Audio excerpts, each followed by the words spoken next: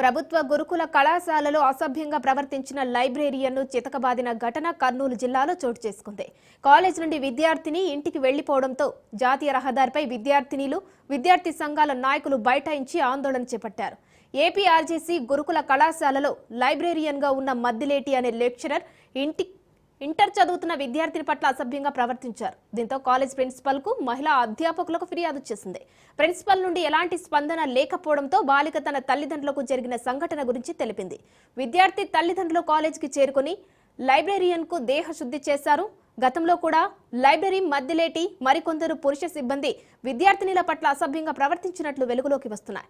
2 నెలల్లో inter public పరీక్షలు ఉండడం, విద్యార్థి ఇంటికి వెళ్లిపోవడం విద్యార్థి భవిష్యత్తు ప్రశ్నార్థకరంగా మారింది. అయితే గతంలో కూడా పురుష లెక్చరర్లు విద్యార్థుల పట్ల అసభ్యంగా ప్రవర్తించేవారని విద్యార్థినులు కంటతడి పెట్టారు. ఇప్పటికైనా ఉన్నతాధికారులు స్పందించి మహిళల కళాశాలల్లో మెన్స్ లెక్చరర్లను బయటకు పంపి మహిళా అధ్యాపకులను మాత్రమే నియమించాలని కోరుతున్నారు.